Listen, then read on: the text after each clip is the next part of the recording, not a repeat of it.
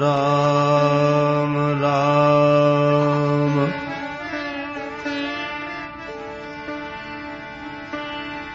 वर्णानामर्थसंघानाम रसानां छन्द सामपि मंगलानां च कर्तारौ वन्दे वाणी विनायकौ। वन्दे विदेहतनया पदपुण्डरीकम् कैशोरसौरभसमाहृतयोगिचित्तम् हन्तुं त्रितापमनिशम् मुनिहंससेव्यम् सन्मानसालिपरिपीत परागपुञ्जम्।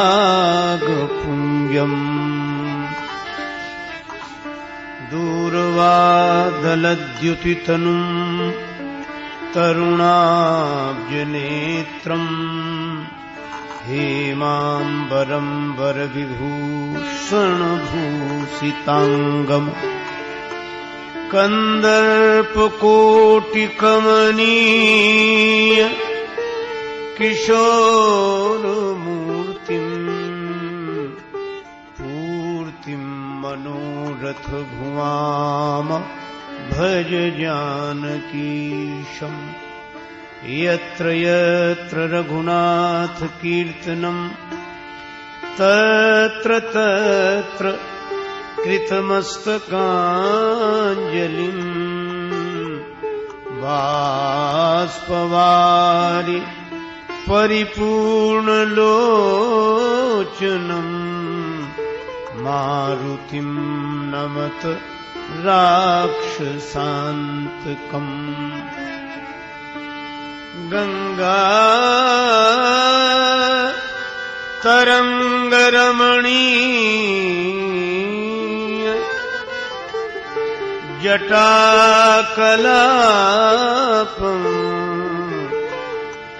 गौरी निरंतर विभूषित वामभागम् नारायण प्रियमनंग मदापहारम् वाराणसी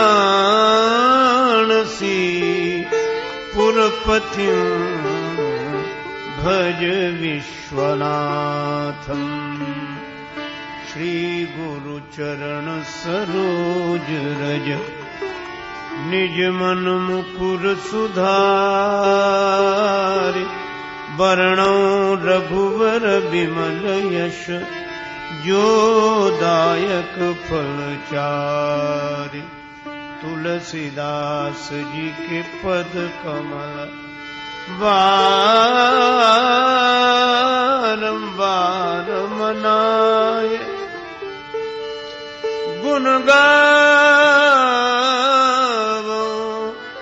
सिया राम के हनुमत हो सहाय।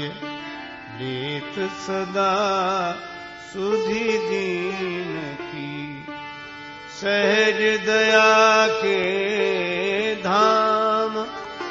जननी जनक राजेश के प्रभु श्री सीताराम।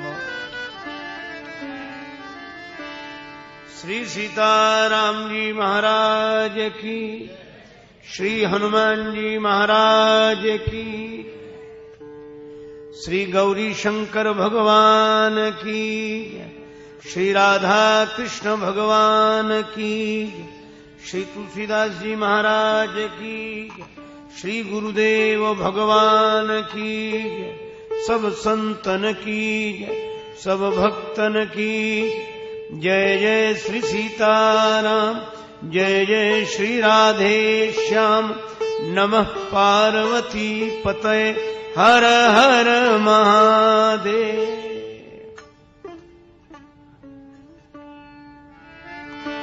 जय सिया राम जय जय सिया राम जय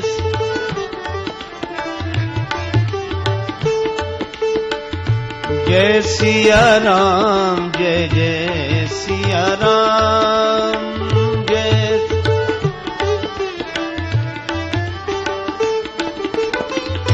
जय सिया राम जय जय सिया राम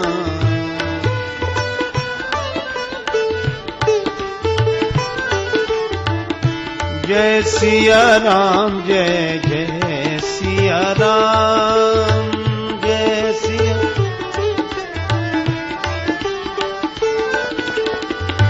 मंगल भवन अमंगल हारी मंगल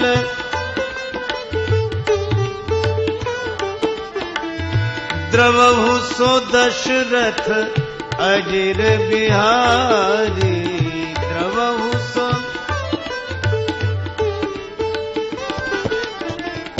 जय सिया राम जय जय सिया राम जय सिया राम जय जय जय सिया राम जय जय सिया राम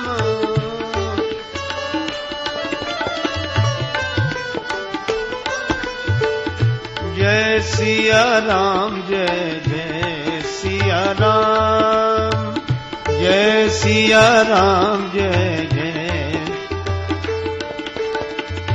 सुमिरि पवन सुत पावन नाम सुमिरि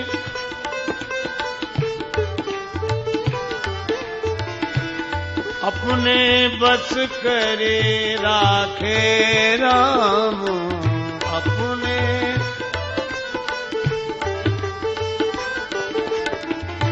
जय सिया राम जय जय सिया राम जय सिया राम जय जय जय सिया राम जय जय सिया राम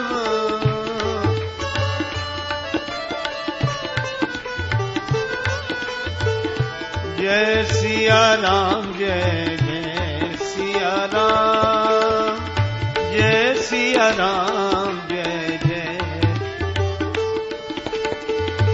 जय सिया राम जय जय सिया राम जय सिया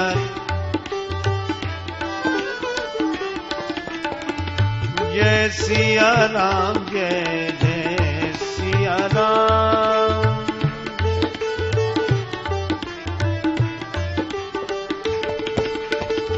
जय सिया राम जय जय सिया राम जय सिया राम जय जय सिया राम जय जय सिया राम जय जय सिया राम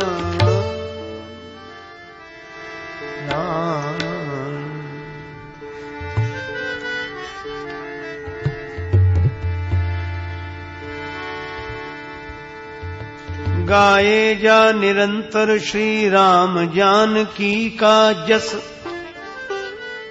राम नाम मंत्र नित्य वाणी को जपाए जा पाए जा पदारथ चार संतों की संगति में उन्हीं का संदेशा शुभ सबको सुनाई जा नाए जा शीश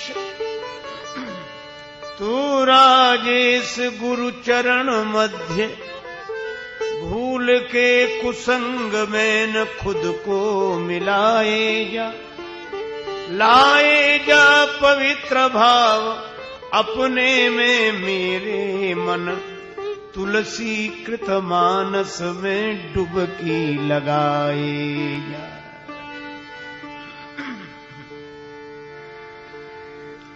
श्री तुलसीदास जी महाराज की जय।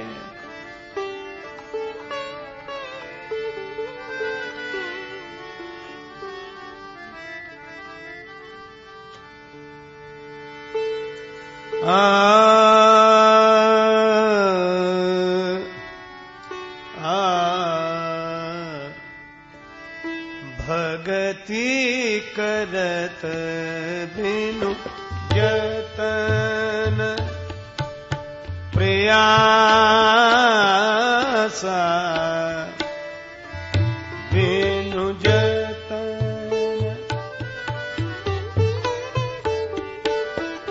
संस्कृति मूल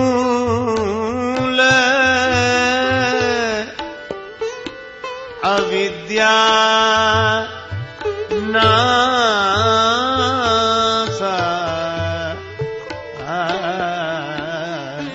भगति करत बिनु जतन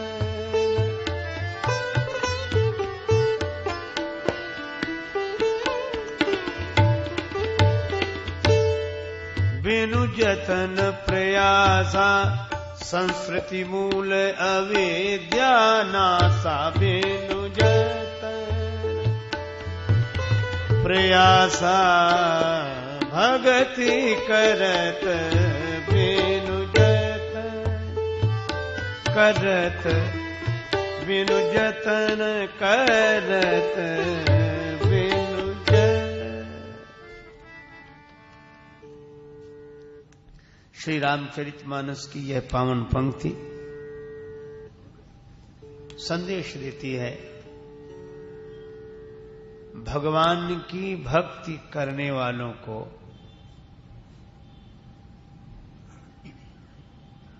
बिना किसी यत्न और प्रयास के आवागमन की जो मूल अविद्या है उसे वे सहज ही नष्ट कर देते हैं। भगवान की भक्ति बिना यत्न और प्रयास के आवागमन की मूल जो अविद्या है उसे नष्ट कर देती है। भगति करत बिनु जतन प्रयासा बिना किसी यत्न के बिना किसी प्रयास के आवागमन की मूल जो अविद्या है वह सहज नष्ट हो जाती है।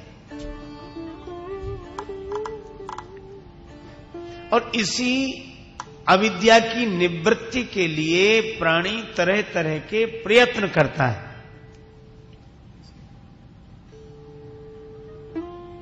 पर भक्त को प्रयत्न नहीं करना पड़ता है, बिना प्रयास बिना यत्न के। ऐसी है भगवान की भक्ति की महिमा। अच्छा, अविद्या की निवृत्ति हो जाए तो मोक्ष सुख की प्राप्ति होगी। थल के बिना जल ठहर नहीं सकता।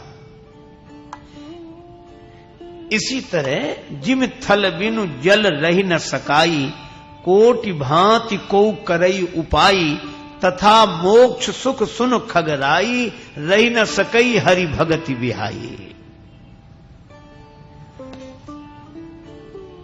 भगवान के भक्त मोक्ष की कामना नहीं करते।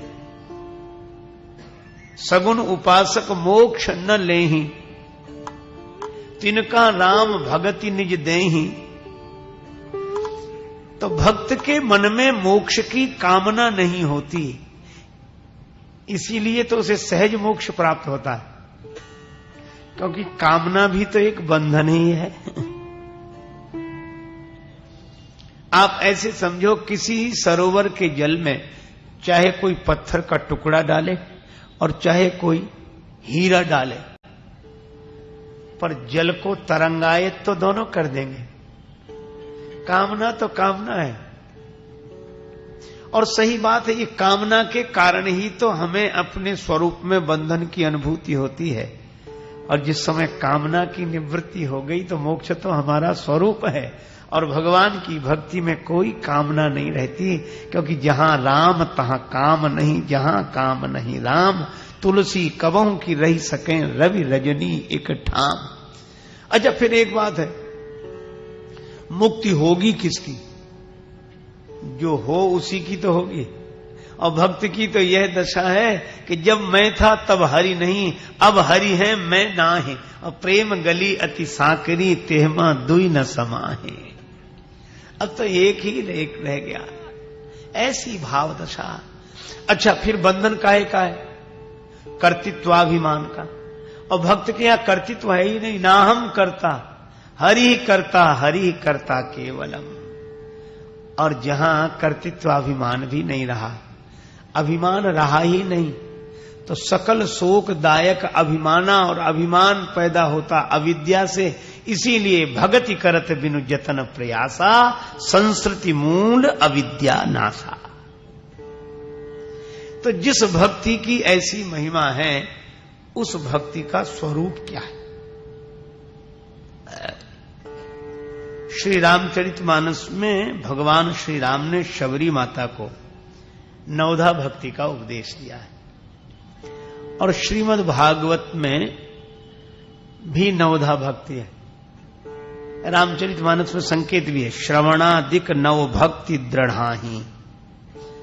और वह श्रीमद् भागवत की नवधा भक्ति है, श्रवणम कीर्तनम विष्णु स्मरणम पाद सेवनम अर्चनम वंदनम दास्यम सख्यम आत्मनिवेदनम। ये 9 प्रकार की भक्ति है। भगवान के गुणों का श्रवण करना, भगवान के स्वभाव का स्मरण करना, भगवान के गुणों का गायन करना, भगवान के श्री चरणों का चिंतन करना और भगवान की पूजा करना, भगवान की वंदना करना, भगवान का दास होकर रहना, भगवान का सखा होकर रहना। और 9वीं भक्ति है आत्मनिवेदनम। अब तक जो ये सब बन रहा था सखा और दास, उसी को समर्पित कर दिया। यह नवधा भक्ति श्रीमद् भागवत की है। पर रामचरितमानस में भगवान राम कहते हैं, नवधा भगति कहूं तो पाही,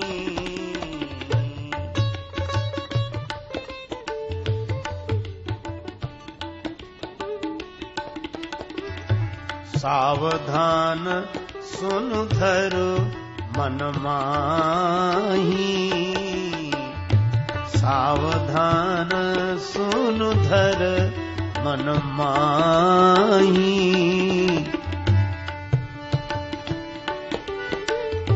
नवधा भगति कहूं तो ही पाही, सावधान सुन धर मन माही, सावधान सुन धर मन माही, सावधान सुन धर मन माही। भगवान श्री राम माता शबरी से कहते हैं, हे माता, मैं नवधा भक्ति का वर्णन कर रहा हूं। नवधा माने 9 प्रकार की भक्ति। और संकेत बड़ा सार्थक है, सावधान सुन धरु मन माही। मन की बात कही, मन में रखो, क्योंकि भक्ति का संबंध मन से ही है। बुद्धि की बात नहीं कह रहे हैं भगवान यहां। सावधान सुन धरु मन माही, क्योंकि मन को मानने की आदत है और विश्वास की आदत है, और बुद्धि को विचार करने की आदत है।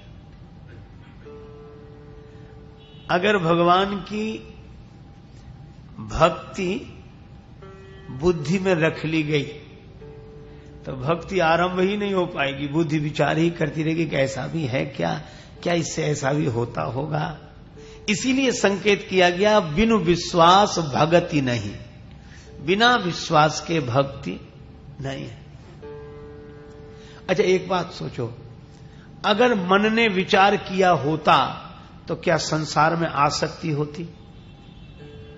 मन में विचार करने की शक्ति होती तो उसकी संसार में आसक्ति नहीं होती। तो हमारे महापुरुषों ने बड़ी सुंदर युक्ति दी कि जो बिना विचारे संसार में आसक्त हो जाता है वही भगवान का भक्त भी हो सकता है। उसे विचार करना ही नहीं है। अब क्या सोचना। जैसे पार्वती जी से सप्त ऋषियों ने कहा कि कहां भगवान शंकर के चक्कर में पड़ गए। अब सुख सोवत सोचने भीख मांगी भव खाही। और वहां अरे हमने तुम्हारे लिए बड़ा सुंदर वर ढूंढा है। नारद जी ने तुम्हें बहका दिया और उस पागल के लिए तपस्या कर रही हो तुम। बौरे बरही लाग तप कीन्हा। बौरे माने बावला। जो बावला है उस वर को प्राप्त करने के लिए तप कर रही हो। ऐसा तो बिना तप के भी मिले तो कोई स्वीकार न करे। इसलिए नारद एक महात्मा है, ठीक है, पर उनके बारे में आप अच्छी तरह नहीं जानते हो। पर घर घालक लाज न भीरा। नारद सिख जे सुनई नर नारी अवश्य होई तज भवन भिखारी। अगर नारद जी का कोई उपदेश सुन ले तो घर छोड़कर भिखारी हो जाए वो। इसलिए शंकर जी को छोड़ो, फिर क्या करें। हम तुम कहां वर नीक विचारा। हमने तुम्हारे लिए बड़ा उत्तम वर खोजा है। कौन है? दूषण रहित सकल गुण राशि श्रीपति पुर वैकुंठ निवासी। दूषण रहित, जिनमें कोई दोष नहीं है। महादेव में तो दोष ही दोष है। जे जे वर के दोष बखाने ते सब से उपहि मैं अनुमाने। और भगवान विष्णु नारायण दूषण रहित और समस्त गुणों के घर, सकल गुण राशि। और केवल इतना ही नहीं है, श्रीपति, धन धान्य से संपन्न लक्ष्मीपति हैं।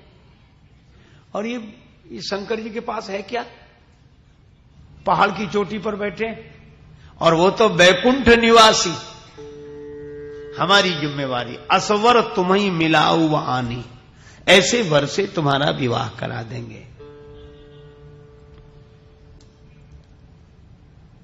अब भक्त की स्थिति कैसी होनी चाहिए, यही संकेत है इस पद। पार्वती जी ने उन ऋषियों से भी कोई वाद विवाद नहीं किया। नहीं कह सकती थी कैसी बात करते हो, क्या है भगवान विष्णु में जो शंकर जी में नहीं है। अच्छा वो कहते कि नहीं भगवान विष्णु में जो है वो शंकर जी में नहीं है, और पार्वती जी कहती जो शंकर जी में है वो भगवान विष्णु में नहीं है, तो कितना लंबा शास्त्रार्थ होता कितना वाद विवाद चलता। अच्छा चलो वाद विवाद चलता तो चलता, पर यह समय का दुरुपयोग है कि नहीं, बर्बादी होती। अरे इतनी देर भगवान का भजन करना चाहिए कि वाद विवाद करना चाहिए। इसीलिए भक्त की एक पहचान है, भक्त वह है जो वाद विवाद में न पड़े। हम लोग वाद विवाद करके ही अपने को भक्त समझते हैं कि हमने ऐसी बात कही वो चुप हो गए, हमारे भगवान कोई कम। अरे भाई ठीक है, लेकिन क्यों वाद विवाद करना।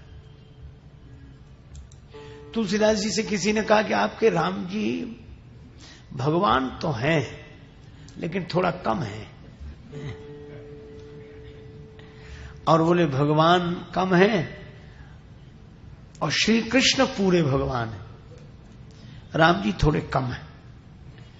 तुलसीदास जी तो खुश हो गए और उसके हाथ जोड़ लिए, उसके आगे सिर झुकाने लगे। वो आदमी बोला कि हमने तो आपके राम जी को कम बताया और आप खुश हो रहे हो।